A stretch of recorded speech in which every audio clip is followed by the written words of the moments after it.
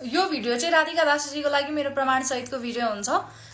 मैले चाहिँ 20 तारिकसम्म पर्खिम भनेर सोचिरहेको थिएँ। यसो अलिअलि मात्रै तर्साइरहेको थिएँ, तर झोलेहरूलाई थ्याङ्क्स, उहाँको झोलेहरूले गर्दाखेरि मैले भिडियो बनाउन बाध्य भएँ। राधिका दासी भगवानको बारेमा मैले ल्याउन बाध्य भएँ। र अब हेर्नु, हजुरहरूले स्क्रिनमा देखिराख्नु भएको होला राधिका फाउन्डेसन नेपाल। त्यसमा चाहिँ 2080 सालमा पुस 10 गतेदेखि 16 गतेसम्म बाँसगाडी नगरपालिका 5 बर्दियामा ओम केदारेश्वर धाम परिवारसँग मिलेर कथा लगाइएको थियो। ओम केदारेश्वर धाम भनेको चाहिँ त्यहाँको आधिकारिक, बाँसगाडीको आधिकारिक एउटा संस्था हो। उहाँहरूसँग मिलेर चाहिँ धाममा कथा लगाउनु भएको थियो। कुन उद्देश्यले भन्दाखेरि अति विपन्न महिला तथा अनाथ बालिकालाई गुरुकुलीय शिक्षा सहितको आश्रम निर्माण हेतु। उद्देश्य बुझ्नुभयो नि, अनाथ बालबालिका र विपन्न महिलाहरूलाई चाहिँ शिक्षा दिने एउटा गुरुकुल बनाउने भनेर त्यो उद्देश्यले चाहिँ त्यो लगाउनु भएको थियो महायज्ञ। त्यसपछि राधिकाहरूले चाहिँ के गर्नुभयो भन्दाखेरि पत्रिकामा जारी गर्नुभयो एउटा न्युज। महायज्ञमा उठ्यो 42,73,000। केदारेश्वर धाम ट्रस्टले चाहिँ के भन्नुहुन्छ भन्दाखेरि 52 लाख भन्दा माथि उठेको छ पैसा भनेर।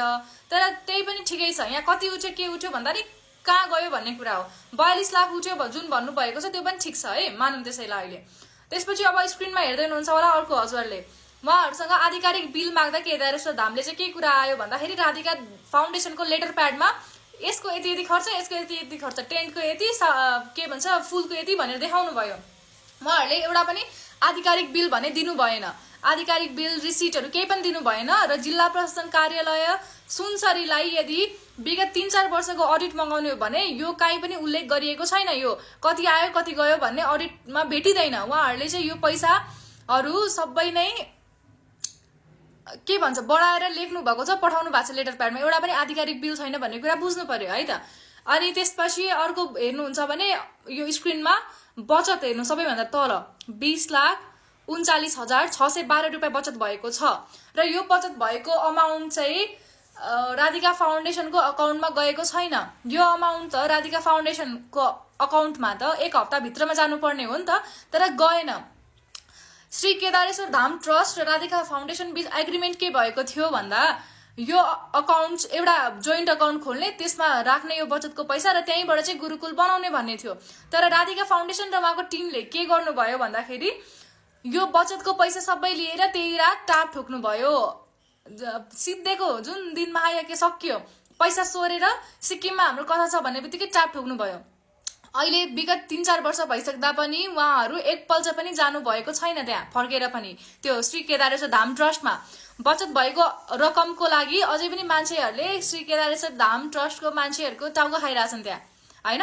अब त्यसको जिम्मेवारी को त राधिका फाउन्डेसनले लिँदैन, लिएको छैन। र यो बचत भएको अमाउन्ट अहिलेसम्म गएको छैन राधिका फाउन्डेसनकोमा।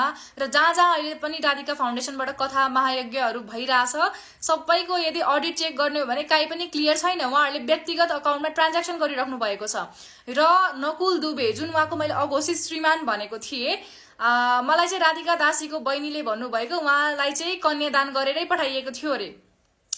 इन्डिया जाने क्रममा राधिका दासीको चाहिँ त्यहाँ प्रेम बस्यो अरे। त्यसपछि म उहाँ बिना बाँच्नै सक्दिनँ भनेपछि उहाँलाई टिकटालो गरेर पठाइदिएको अरे घरबाट।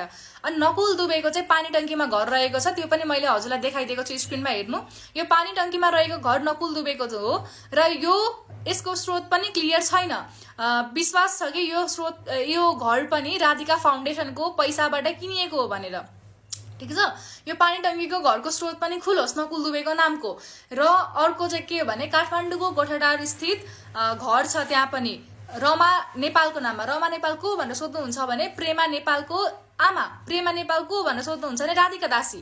राधिका दासीको आमा रमा नेपालको नाममा गोठाटारमा घर रहेको छ। त्यसको त्यो घर पनि कहाँबाट आयो त्यसको स्रोत खुलेको छैन अहिले।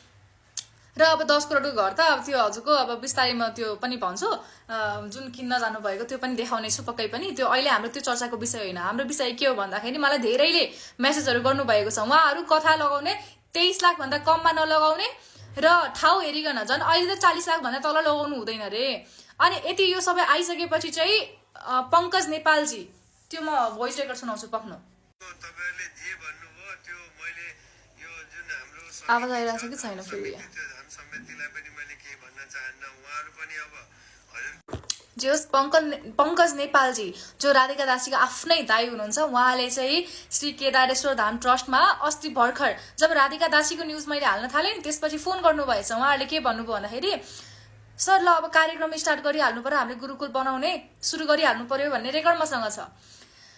अनि यतिका वर्ष उहाँहरू पैसा खाएर भाग्ने, एकचोटि मुख नदेखाउने मान्छेको सहनु पर्ने सबै केदारेश्वर धाम ट्रस्टले, अनि अहिले न्युज आएपछि उहाँहरू आश्रम सुरु गर्नु पर्यो भनेर जाँदै हुनुहुन्छ अरे। त्यसपछि केदारेश्वर धाम ट्रस्टले यो सहन नसकेर मलाई सबै पठाउनु भएको छ, यो भोइस रेकर्ड पनि।